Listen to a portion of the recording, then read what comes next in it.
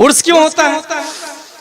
जाकिर नायक की औलाद बहुत घूम रही है, इंजीनियर मिर्जा वाले भी बहुत घूम रहे हैं। वो आपसे पूछेंगे उर्स में हजारों की तादाद में आप लोग आ गए हैं, you have any proof, you have any दलील, you have any contact, you have any tax, you have any reason about उर्स? Syed Shah Sanaullah Baba in Islampur, yes, say there I have proof. Today I will prove. एक इंसान मरता है तो पहला सवाल मन रब्बुका, Who is your Lord? तेरा रब कौन है? दूसरा सवाल मा दीनुका, What is your religion? तेरा दीन क्या है? तीसरा सवाल मा कुंता तक़ूलु फी हक़ हाज़र रजुल, इस मर्द के बारे में क्या कहते थे? माजी इस्तिमरारी, What was saying about this man? Past continuous, माजी इस्तिमरारी। मन रब्बुका, जवाब दिया रब्बी अल्लाह, मेरा रब अल्लाह है।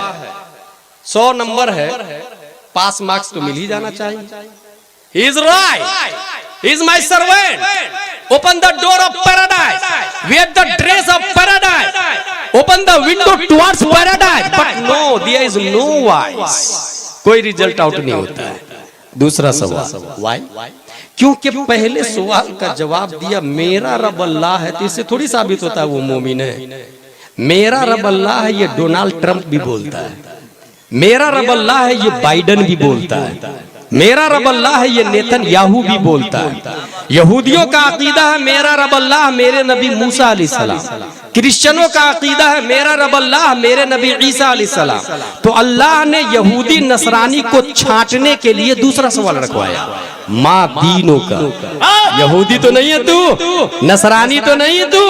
जवाब दिया नो नो नो, मैं यहूदी नसरानी नहीं हूँ, दीन इस्लाम, मैं मुसलमान हूँ, यहूदी नहीं हूँ, नसरानी नहीं हूँ। अब तो रिजल्ट आउट हो जाना चाहिए, अब पास मार्क्स मिल जाना चाहिए, मगर नहीं, मेरा रब अल्लाह और मैं मुसलमान हूँ, ये सिर्फ मुसलमानों का जवाब नहीं, ये वहाबी भी बोलता है मैं मुसलमान हूँ, देवबंदी भी बोलता मैं मुसलमान हूँ, राफजी भी बोलता मैं मुसलमान हूँ, मुअतज़िला भी बोलता मैं मुसलमान हूँ, दहरिया भी बोलता मैं मुसलमान हूँ, जबरिया भी बोलता मैं मुसलमान हूँ, कादरिया भी बोलता मैं मुसलमान हूँ, अहले हदीस भी बोलता मैं मुसलमान हूँ, चकरालवी भी बोलता मैं मुसलमान हूँ। इसलिए रब्बे कदीर ने मुसलमानों को वहाबी देवबंदी फिरक़े बातिला से छांटने के लिए तीसरा सवाल रखवाया, मा कुंता तक़ूलु फी हक़्क़ि हाज़र रजुल, इस मर्द के बारे में तू दुनिया में क्या बोलता था, इस मर्द के बारे में क्या अकीदा था, इस मर्द के बारे में क्या ऐसा लिखता था? बिलफर्ज बादे ज़माने नबवी, कोई नबी आ जाए तो खातमियत मोहम्मदी में कुछ फर्क नहीं आएगा। इस मर्द के बारे में क्या तू ऐसा बोलता था? जितना इल्म रसूलुल्लाह को है उतना इल्म जानवरों को है, माज़ल्लाह रब्बिल आलमीन। इस मर्द के बारे में तू क्या ऐसा बोलता था? अलहासिल गौर करना चाहिए कि शैतान व मलकुल मौत का हाल देखकर इल्म मुहीत जमीन का फख्र आलम को खिलाफे नसूस क़तइय्या के बिला दलील महज क़यास फासिदा से साबित करना शिर्क नहीं तो कौन सा ईमान का हिस्सा है? शैतान और मलकुल मौत को ये उसद नस्से क़तई से साबित हुई, फख्र आलम के उसद इल्म की कौन सी नस्से क़तई है जिससे तमाम नसूस को रद्द करके एक शिर्क साबित करता है? इस मर्द के बारे में क्या कहते था? मर के मिट्टी में मिल गए ये कहता था, या फिर ये कहता था तू जिंदा है वल्लाह, तू जिंदा है वल्लाह, मेरी चश्मे आलम से छुप जाने वाले। बता इस मर्द के बारे में क्या कहता था? क्या ये कहता था कि नफ्ज़े मोहम्मद जिसका नाम हो वो किसी चीज का मालिक व मुख्तार नहीं है, ये कहता था? या फिर ये कहता था जहां में उनकी चलती है वो दम में कैसे क्या कर दे, जमीन को आसमां कर दे, सुरैया को सरा कर दे। बता इस मर्द के बारे में तेरा क्या अकीदा था? ये किसी चीज के मालिक व मुख्तार नहीं है, अपनी बेटी फातिमा को जहन्नम से नहीं बचा सके, ऐसा कहता था? या फिर ऐसा कहता था कि तेरी बुनियाद पर तेरे इशारे से एक मैं क्या, मेरे इशिया की हकीकत कितनी, मुझसे 100 लाख तो काफी है, इशारा तेरा। इस मर्द के बारे में तेरा क्या अकीदा था? और इस मर्द को वही पहचानेगा जो ओरिजिनल सुन्नी सही उल अकीदा होगा। क्या बात है? नारे तकबीर, नारे रिसालत, मसके आला हज़रत। क्या बात? नबी की मारिफत इस मर्द को वहाबी देवबंदी नहीं पहचानेंगे, सिर्फ सुन्नी पहचानेंगे। इसकी दलील yes yes yes I have proof. हुजूर सल्लल्लाहु अलैहि वसल्लम फरमाती वल्लाहि इन्नी ला अअरिफु हजरन बिमक्का काना युसल्ली अलैया क़ब्ल अन उबअस व इन्नी ला अअरिफुहुल आन। मैं उस पत्थर को पहचानता हूँ जो क़ब्ले बिअसत मुझे सलाम किया करता है। और कीजिएगा, नबी ने एक पत्थर को नहीं देखा। आप लोगों ने कितने पत्थर को देखा? हजारों पत्थर को देखा होगा। नबी का जुमला देखें, नबी ने हजारों नहीं करोड़ों को देखा, बल्कि नबी पूरी दुनिया को हथेली में देख रहे हैं। तो नबी ने तो हर पत्थर को देखा, मगर जुमला क्या कहा नबी ने? वल्लाहि ला अअरिफु, मैं उस पत्थर को पहचानता हूँ। काना युसल्लिमु अलैया क़ब्ल अन उबअस, जो पत्थर मुझे सलाम करता था। इसका मतलब ये हुआ कि दुनिया में पत्थर तो बेशुमार है, नबी सुन्नी पत्थर को पहचानते, सुन्नी पत्थर को। जो पत्थर सलाम करता है नबी उसको पहचान रहे हैं। नबी का जुमला देखे, युसल्लिमु अलैया, सलाम का लफ्ज आया, और पूरी दुनिया में सलातो सलाम जुमा के दिन खड़े होके कौन पढ़ता? सुन्नी। अफ्रीका वाला, लंदन वाला, डरबन वाला, लीबिया वाला, तुनिस वाला, जजायर वाला, मगरिब वाला, मुरितानिया वाला, जिबूती वाला, सुमाल वाला, जुजुल खमर वाला, नाइजीरिया वाला, इटली, सिसिली, जर्मन, माना मालूम हो या ना मालूम हो, मीनिंग जानता हो या ना जानता हो, मगर जुमा के दिन बादे जुमा खड़े हो जाते हैं और कहते हैं मुस्तफा जाने रहमत पे लाखों सलाम, शमे बज़ में हिदायत पे लाखों सलाम, या नबी सलाम अलैका, या रसूल सलाम अलैका। पता ये चला नबी पर सलाम सुन्नी पड़ता है तो नबी सुन्नियों को पहचान लेंगे और सुन्नी नबी को पहचान लेगा। नारे तकबीर, नारे या रसूल अल्लाह, जिंदाबाद। मौलाना गुलाम जिलानी अजहरी साहिब। अच्छा, एक और हदीस शरीफ है पहचान के हवाले से, मारिफत मुस्तफा पर एक और हदीस शरीफ है मेरे पास। मन सल्ला अलैया यौमल जुमुअह औ लैलतल जुमुअह क़दल्लाहु लहु मिन हाजा 70 मिन हवाइजिल आखिरह व 30 मिन हवाइजिद दुनिया थुम्मा युअक्किलुल्लाहु बिज़ालिका मलाका इला आखिर। जुमा के दिन या जुमा की रात कोई दुरूद शरीफ पढ़ता है, फरिश्ते उसको नबी की बारगाह में ऐसे पेश करते हैं जैसे कोई पब्लिक अपने राजा को गिफ्ट दिया करती है। अच्छा, लफ्ज क्या लिखा हुआ है? वयुखबिरुनी मन सल्ला अलैया बिइस्मिही व नसबिही इला अशीरतिही। या रसूल अल्लाह, ये फला आदमी है, इसमें ही उसका नाम लेता फरिश्ता। या रसूल अल्लाह, फॉर एग्जाम्पल ये इस्लामपुर का फला आदमी है, बे इसमें ही वो नसब ही, उसका नसब भी बयान करता है, उसका बाप का नाम ये है, दादा का नाम ये, परदादा का नाम ये, एला अशीरत ही, खानदान दर खानदान का नाम। लफ्ज देखिए, इसमें आया, नसब आया, अशीरा आया, यानी दादा, परदादा, लकरदादा, छकरदादा, हकरदादा, सबका नाम। अब अगला जुमला क्या है? नबी फरमाते हैं वो उसब्बितुहु इंदी फी सहीफतिन बैज़ा, मैं उसको सफेद रजिस्टर में महफूज कर लेता हूँ। क्या आया हदीस शरीफ में? वो उसब्बितुहु इंदी फी सहीफतिन बैज़ा, सफेद रजिस्टर में उसको महफूज कर लेता हूँ। अच्छा, मैं महफूज करता हूँ, ये लिखता हूँ क्यों? ताकि आप लोग को तकरीर सुना सकूं। लेकिन नबी की मेमोरी पावर छोटी मोटी नहीं है, बल्कि अल्लामा दहलान ज़ैनी सीरतुन नबविय्या में लिखते हैं, इन्नल्लाह तआला लम युअति जमीअन नास मिन बदाई दुनिया इला इनक़िज़ाइहा मिनल अक़ल फी जंबि अक़लिही सल्लल्लाहु अलैहि वसल्लम। दुनिया के अंदर रेगिस्तान आप लोगों ने देखा होगा, रेत में उंगली डुबोए, ये नाखून में तकरीबन 40-50 रेत के जर्रे आ जाएंगे। एक जर्रे रेत की कोई हैसियत नहीं है सरापा रेगिस्तान के सामने में। ऐसी समंदर में अंगलू डुबोए, 1-2 कतरा पानी आया, एक कतरा पानी की कोई हैसियत नहीं है पूरे समंदर के सामने में। इसके अंदर ये आया हदीस शरीफ के अंदर कि अल्लाह ने जितनी अक्ल नबी को दी है, पूरी दुनिया की अक्ल आदम से लेकर कयामत तक जर्रे एक रेत के बराबर है, एक जर्रे रेत के बराबर, और सरापा रेगिस्तान से ज्यादा अल्लाह ने मुस्तफा को अक्ल दे दी है। इसलिए नबी भूल नहीं सकते, नबी की मेमोरी पावर दुनिया में सबसे ज्यादा। फिर नबी क्यों लिखते हैं? भाई साहब, नबी अपने लिए नहीं हमारे लिए लिखते हैं, और हमें जरूरत कब पड़ती है? सबसे ज्यादा जरूरत ये आखिरत में पड़ती है, और आखिरत की इब्तिदा मरने से हो जाती है।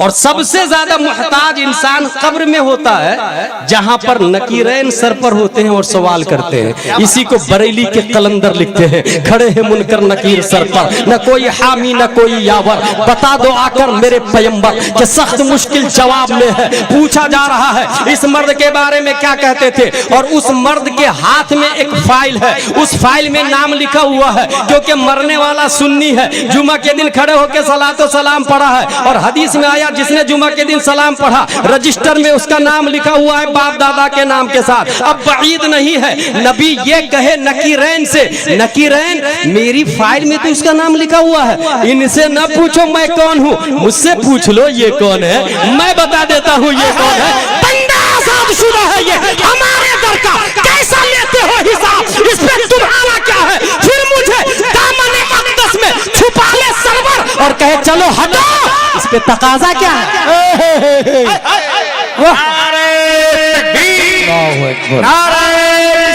या रसूल अल्लाह। ये बात क्लियर हो गई कि तीसरे सवाल का जवाब सिर्फ सुन्नी सहीहुल अक़ीदा देगा। अब जवाब दे दिया, उर्स की दलील अब आ रही, अब जवाब दे दिया, आवाज आएगी कनौमतिल उरूस, सो जा जैसे उरूस सोती है। उरूस कहते हैं दुल्हन और अरीस कहते हैं दूल्हा। निकाह जब पढ़ते हम लोग ना तो उसमें लिखा रहता है दस्तखत उरूस, दुल्हन के दस्तखत, दस्तखत अरीस, दूल्हे का दस्तखत, वो लिखा रहता है उसमें कहीं कहीं पर। ये जो उरूस है ना, ये है मुश्तक, जैसे क्रिकेटर ये बना है क्रिकेट से, प्लेयर बना है प्ले से, टीचर बना है टीच से, ऐसे ही आलिम बना है इल्म से, फाजिल बना है फजल से, मुशर्रिफ बना है शर्फ से, ये मादा है। ऐसे ही अरीस बना है उर्स से, अरूस बना है उर्स से। उर्स मस्दर है, अरूस मुश्तक है, उर्स मस्दर है, अरीस मुश्तक है। जहां उर्स नहीं होगा अरूस का तहक्कुक नहीं हो सकता, उर्स के बगैर अरीस वारिस वजूद में नहीं आ सकता। पता ये चला सो जा जैसे अरूस सोती है, उर्स का लफ्ज हदीस शरीफ में आया है, मुश्तक की सूरत में आया है, मगर हाँ ये उसके लिए आया है जो तीन क्वेश्चन का आंसर दे दिया है, उसको उसके लिए आया जो तीनों सवालों का जवाब दे दिया है। अब बात समझ में आ गई, अशरफ अली थानवी का उर्स क्यों नहीं होता, बेटा तीनों सवालों का जवाब नहीं दिया है। रशीद अहमद गंगोही का उर्स नहीं होता, तीनों सवालों का जवाब नहीं दिया। कासिम नानोतवी का उर्स नहीं होता, तीनों सवालों का जवाब नहीं दिया। खलील अहमद अम्बेडवी का उर्स नहीं होता, तीनों सवालों का जवाब नहीं दिया। तीनों सवालों का जवाब गौसे आजम ने दिया है, आज भी 11वीं शरीफ होती है। ख्वाजा गरीब नवाज ने दिया है, आज भी 6ठी शरीफ होती है। अहमद रजा खान ने दिया है, आज भी उर्स रज़वी होता है। मुफ्ती आजम ने दिया है, उर्स नूरी होता है। ताजुश शरिया ने दिया, उर्स ताजुश शरिया होता है। सैयद शाह सनाउल्लाह बाबा ने दिया, उर्स सनाई हो रहा है। क्या बात, क्या बात, वाह वाह वाह, माशाअल्लाह। अच्छा इनका उर्स तो होता नहीं। नर्सरी की पुस्तक में आता है एक लंगूर अंगूर को बार बार पकड़ने की कोशिश कर रहा है, try again again, try again again. जब फेल हो गया तो कहता है द ग्रेप्स वाज श्योर, अंगूर खट्टा है। खुद का उर्स होता नहीं तो कह दिया उर्स हराम है। अल्हम्दुलिल्लाह अज़ीम, जो तीनों सवालों का जवाब देता है उसका उर्स होता है। आगे चले कुरान शरीफ, वमन युअज़्ज़िम शआइरल्लाह फइन्नहा मिन तक़वल क़ुलूब, शाइर इलाहिया की जो ताज़ीम करता है तो ये दिल को मुत्तकी परहेजगार बनाता है। एक्चुअली हुआ क्या है, औलिया किराम आए के सैयद शाह सनाउल्लाह बाबा पैदा क्यों, गौसे आज़म क्यों पैदा हुए, आला हज़रत क्यों पैदा हुए, इसके लॉजिक पे ले चलता हूं। अगर आप किशनगंज से कलकत्ता की तरफ 4 लेन 6 लेन पे अपने कार को ड्राइव करें, लिखा रहेगा यहां से 400 किलोमीटर, एरो का निशान होगा ऊपर की तरफ, मतलब कलकत्ता सीधा जाने दीजिए गाड़ी। कुछ दूर आगे जाएंगे अब यहाँ से 300 किलोमीटर एरो का निशान राइट की तरफ होगा, मतलब अब यहाँ से राइट में मुड़ जाइएगा, सीधा जाइएगा तो अब कलकत्ता नहीं पहुंच सकते, राइट में मुड़ना ही पड़ेगा। कुछ दूर आगे जाएंगे, please drive slow because front you danger zone, धीरे चला, आगे खतरनाक मोड़ आ रहा है। Please drive slow because front you blind turn, धीरे चला, आगे अंधा मोड़ आ रहा है। ये सब पढ़ते पढ़ते देखते देखते एक इंसान कलकत्ता पहुंच जाता है। एक दफा दखले मुकद्दर का जवाब है सैयद शाह सनाउल्लाह बाबा, दफा दखले मुकद्दर का जवाब। सवाल ये है, मालिको मौला, ये किशनगंज से कलकत्ता का हाईवे डामर, सरिया, सीमेंट, कंक्रीट, पत्थर, गिट्टी से बना हुआ, बगैर सिग्नल के हम नहीं चल पाते, बगैर एरो के हम नहीं चल पाते, बगैर रम्ज के नहीं चल पाते, बगैर इशारा और नुसूब के नहीं चल पाते। और तूने ये कहा इहदिना सिरातल मुस्तकीम, इस्लाम सीधा रास्ता है, और ये रास्ता तो कंक्रीट का है ही नहीं, ये रास्ता तो पत्थर का है ही नहीं, ये रास्ता तो सरिया सीमेंट का है ही नहीं, ये रास्ता तो मिट्टी का है ही नहीं। मालिको मौला, जो रास्ता दिखता है किशनगंज से कलकत्ता वाला, वहां बगैर सिग्नल के नहीं चल पाते हैं। और तेरा इस्लाम दिखता नहीं है, तेरा इस्लाम एबल टू टच नहीं है, तेरा इस्लाम एबल टू वॉच नहीं है, तेरा इस्लाम एबल टू किस नहीं है, तेरा इस्लाम एबल टू हग नहीं है, तेरा इस्लाम एबल टू लुक नहीं है। फिर इस इस्लामिक हाईवे पर बगैर सिग्नल के चलेंगे कैसे? बस ये एतराज था। दफा दखले मुकद्दर के तहत रब्बे कदीर ने इस्लामिक हाईवे के दोनों किनारे सिग्नल लगाना शुरू कर दिया। रब्बे कदीर ने नूरे मुस्तफा का एक टुकड़ा साबित की पीठ में रखा, तो 80 हिजरी में कूफा की धरती पर अल्लाह का सिग्नल बनके इमाम आजम अबू हनीफा पैदा होते हैं। नूरे मुस्तफा का एक टुकड़ा शेख अबू सालेह की पीठ में रखा, 470 हिजरी में जीलान की धरती पर अल्लाह का सिग्नल बनके शेख अब्दुल कादिर जीलानी पैदा होते हैं। नूरे मुस्तफा का एक टुकड़ा ख्वाजा गयासुद्दीन की पीठ में रखा, 533 हिजरी में संजर की धरती पर हिंदुस्तान के लिए सिग्नल इलाही बनके ख्वाजा गरीब नवाज पैदा होते हैं। नूरे मुस्तफा का एक टुकड़ा अल्लामा नकी अली खां की पीठ में रखा, 10 शब्बान 1272 हिजरी 14 जून 1856 ईस्वी में सुन्नियों के लिए सिग्नल इलाही बनके इमाम अहमद रजा खान पैदा हुए। और जिस तरीके से किशनगंज से कलकत्ता जाते समय सिग्नल की मुखालफत करने वाला कलकत्ता नहीं पहुंच सकता, इस्लामिक हाईवे के सिग्नल गौसे आजम है, ख्वाजा है, आला हजरत है, सैयद शाह बाबा है। जिसने इस सिग्नल की मुखालफत की उसकी मंजिल कभी जन्नत नहीं हो सकती, वो अपनी मंजिल की तरफ नहीं पहुंच पाएगा। और जिसने इन लोगों की मुताबकत की, इनकी बात मानी, वही अपनी मंजिल तक पहुंचेगा। पता ये चला गौसे आजम अल्लाह के वली सैयद शाह सनाउल्लाह बाबा ये सिग्नल इलाही है, और सिग्नल इलाही को सुन्नी मानता है, लिहाजा अपनी मंजिल जन्नत तक सिर्फ सुन्नी पहुंचेगा। वाह, बहुत उम्दा। मजमे से नहीं, मजमे से बिल्कुल जोरदार नारा लगना चाहिए। एक आदमी खड़े होकर के नारा लगाइए अभी से। सनाउल्लाह का दीवाना है जो खड़े होकर नारा लगा सकते हैं। जोर से जवाब दो भाई, जवाब दो, जवाब दो। वाह वाह वाह यार, अल्लाह अकबर यार, बात समझ में आ गई। सिग्नल इलाही की जो मुताबकत करेगा वही मंजिल तक पहुंचेगा। यहाँ आपसे कोई पूछेगा जाकिर नायक की औलाद, भाई ये गौसे आजम और सैयद शाह बाबा या आला हजरत ये सिग्नल है, ये सिर्फ तुम्ही को दिखता है? ये रोड वाला सिग्नल सबको दिखता है, काफिर मुशरिक को भी दिखता है, और ये गौसे आजम और आला हजरत सिग्नल है ये सिर्फ सुन्नी को दिखता है। इसलिए कयास मअल फारिक है। अगर वो ऐसा बोले तो कहिएगा pro listen to me carefully. ये जो किशनगंज से कलकत्ता का हाईवे है 6 लेन 4 लेन, रात में सिग्नल उसी को नजर आता है जिसके फॉर्च्यूनर में लाइट होती है। एक्टिवा में लाइट होती है, टोयोटा में लाइट होती है, अल्टो में लाइट होती है, औरा में लाइट होती है, स्कॉर्पियो में लाइट होती है, एक्टिवा में लाइट होती है। अगर लाइट नहीं है तो वो सिग्नल नजर नहीं आता।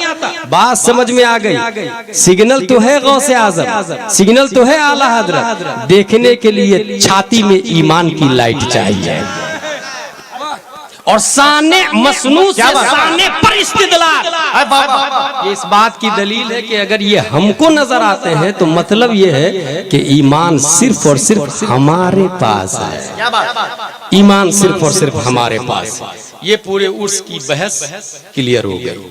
साहिब उर्स इंसान कैसे बनता है, अब इसको सुने। अल्लाह तबारक व तआला ने इंसान को पैदा किया और पैदा करने के बाद उसे सिस्टम दिया। जैसे ये फोन है, बहुत सस्ता वाला, इसका नाम है रेडमी। शहबाज भाई के पास और रहबर साहब के पास महंगा वाला, ये अमीर आदमी सब है ये लोग। लेकिन ये जो मोबाइल निकलता है ना, अगर खरीदने के लिए आप जाए तो एक डब्बा मिलता है और डब्बा के साथ साथ में एक छोटा सा किताबचा मिलता है, बुकलेट। उसमें लिखा रहता है ये सिम कितनी लगेगी, इसमें बैटरी की कैपेसिटी क्या है, चलाने का तरीका क्या है, पूरा बायोलॉज उस किताबचा के अंदर होता है। कुदरत की कंपनी का बेहतरीन शाहकार इंसान है। ये इंसान हाथ, आंख, कान, नाक, पांव वाला है। आंख का इस्तेमाल कहां करेगा, कुरान शरीफ के अंदर आया है। हाथ का इस्तेमाल कहां करेगा, कुरान शरीफ के अंदर आया है। पांव का इस्तेमाल कहां करेगा, कुरान शरीफ के अंदर आया है। पूरी बॉडी इंसान की वो कहां इस्तेमाल करेगा, पूरा बुकलेट सरापा कुरान मुकद्दस इंसान की लाइफ स्टाइल है। कुरान शरीफ सिर्फ और सिर्फ पढ़ने के लिए नहीं है, कुरान शरीफ अंडरस्टैंडिंग के लिए है। जिस तरीके से भारत संविधान के बगैर नहीं चल सकता, अमेरिका कॉन्स्टिट्यूशन ऑफ अमेरिका के बगैर नहीं चल सकता, डरबन संविधान ऑफ डरबन के बगैर नहीं चल सकता, लीबिया कॉन्स्टिट्यूशन ऑफ लीबिया के बगैर नहीं चल सकता, सऊदिया निजाम सऊदिया के बगैर नहीं चल सकता। हर मुल्क का एक सिस्टम है और जाब्ता लिखा हुआ है। जिस तरीके से मुल्क अपने जाब्ता के बगैर नहीं चल सकता, ऐसे ही इंसान कुरान के बगैर नहीं चल सकता है। इंसान की आंख कुरान के बगैर खता कर सकती है, इंसान का पांव कुरान के बगैर खता कर सकता है। अब बात समझ में आ गई कि कुरान मुकद्दस अल्लाह ने इंसान को चलाने के लिए पैदा किया है, इसलिए कुरान में आया इन्ना हादल कुरान यहदी लिल्लती ही अक़वम। अब आपसे कोई ये सवाल करेगा कि भाई साहब संविधान के अंदर तब्दीली आती है, जमाने बदलते हैं, इंसान बदलता है, कॉन्स्टिट्यूशन बदल जाता है, भारत का निजाम बदलता है, दुनिया का सिस्टम बदलता है, वो फ्लेक्सिबल निजाम है, लचक वाला निजाम है, सबके अंदर तब्दीली होती है, तो कुरान शरीफ के अंदर भी तब्दीली होनी चाहिए। तो उसका जवाब यह है, सुने, दुनिया के जितने सिस्टम है सब इंसान ने लिखा। इंसान और इंसान के सामने माजी है, इंसान के सामने हाल है, इंसान के सामने मुस्तकबिल है। इंसान के लिए जमाने के 3 किस्में हैं, पास्ट, प्रेजेंट, फ्यूचर। पास्ट देखा नहीं है, प्रेजेंट में है, फ्यूचर आने वाला आया नहीं है। प्रेजेंट में वो कानून लिखता है, पास्ट गुजर चुका है, ऐसा कानून बनाता जिससे फ्यूचर में कोई गड़बड़ी न हो, कोई गलतियां न हो। मगर कुरान मुकद्दस इसलिए तब्दील के काबिल नहीं है कि अल्लाह की बारगाह में पास्ट पास्ट नहीं होता, फ्यूचर फ्यूचर नहीं होता। रब के लिए पास्ट भी प्रेजेंट है, फ्यूचर भी प्रेजेंट है। वो आदम के जमाने से लेकर इमाम महदी के जमाने तक सब के सब रब की बारगाह में हाजिर है। इसलिए दुनिया का हर सिस्टम बदल सकता है, कुरान मुकद्दस कभी नहीं बदला जाएगा। कुरान कल भी संविधान था, आज भी संविधान है और कयामत तक संविधान रहेगा। और ये भी कुरान मौजज़ा है नबी का। नबी के मौजज़ा की 2 किस्में हैं, एक टेम्परेरी मौजज़ा और एक अनलिमिटेड मौजज़ा, एक कंटिन्यूअस मौजज़ा। वो मौजज़ा जो टेम्परेरी था, चांद को फाड़ा नबी ने, खत्म हो गया, सहाबा ने देखा। सूरज को पलटाया नबी ने, सहाबा ने देखा, खत्म हो गया। मगर कुरान आज भी नबी का मौजज़ा हमारे दरमियान मौजूद है। और मौजज़ा का मतलब है कि वो नबी के लिए दलील है, दलील। कुरान हमारे लिए सामने देखने के काबिल है। कुरान हम देख रहे हैं, हैं नबी का मौजज़ा कुरान है। ये इस बात की दलील है कि जब तक कुरान रहेगा नबी हमारे लिए रसूल रहेंगे, और जब तक कुरान रहेगा नबी जिंदा रहेंगे। इसलिए अल्हम्दुलिल्लाह हमारे लिए कुरान भी जिंदा है, नबी भी जिंदा है, अल्लाह हमेशा जिंदा है, और कुरान नाले वाले जिब्रील अलैहिस्सलाम भी जिंदा है। बहुत उम्दा, जिंदाबाद। इसलिए दुनिया का हर निजाम बदल सकता है, उम्दा खिताब। कुरान शरीफ कभी नहीं बदल सकता। हाँ, जरूरत है कुरान शरीफ समझने की, सिर्फ पढ़ने की नहीं। यहाँ बहुत सारे लोग शादी करने जाते हैं अपने बेटे की लड़की देखने के लिए। आपकी लड़की कहाँ तक पढ़ी है? वो 10वीं पास। दीनी तालीम? बोले हाँ है ना। कुरान शरीफ मेरी बेटी 5 बार पढ़ चुकी है। भाई साहब 5 बार नहीं 50 बार भी पढ़ ले, कुरान शरीफ पढ़ना दीनी तालीम नहीं है, कुरान शरीफ समझना दीनी तालीम है। कुरान खानी दीनी तालीम नहीं है, कुरान दानी दीनी तालीम है। Understanding of holy Quran, that is true Islamic education. Quran शरीफ समझना ये दीनी तालीम है। इसलिए मैं एक नया तरीका बता के जा रहा हूँ आप लोगों को, और वो तरीका ये है, नया तरीका मतलब है तो किताबों में लिखा हुआ, आपने अच्छे आलिम की सोहबत इख्तियार नहीं की इसलिए आपने सुना नहीं होगा। किसी का इंतकाल होता है, मुफ्ती साहब 10 बच्चे को भेज दीजिएगा कुरान खानी, 10 बच्चे आए, 3-3 पारे कुरान शरीफ पढ़े, 3 पारे कुरान शरीफ पढ़े, एक कुरान खत्म हो गया। ए अल्लाह, एक कुरान का सवाब मेरी माँ की रूह को पेश करता हूँ, कबूल फरमा बहक़ ला इलाहा इल्लल्लाह मुहम्मद रसूलुल्लाह। एक कुरान का सवाब मिल गया, कोई शक नहीं, कोई डाउट नहीं, एक कुरान का सवाब मिला। नया तरीका, 10 बच्चे को नहीं बोला, आलिम साहब को बोला। एक आलिम साहब औरतों को पर्दे में रखे, बेटियों को पर्दे में रखे, मर्दों को पर्दे के सामने आलिम साहब के फेस टू फेस बैठा, लड़कों को फेस टू फेस बैठा है। अभी मैंने खुद ही देखा आपके उर्से सनाई में बहुत सारी औरतें बगैर नकाब के आई है, मेकअप करके आई है, सरासर गलत। मेले लगे हुए, दुकानें लगी हुई, ये सरासर इस्लामिक सिस्टम के खिलाफ है।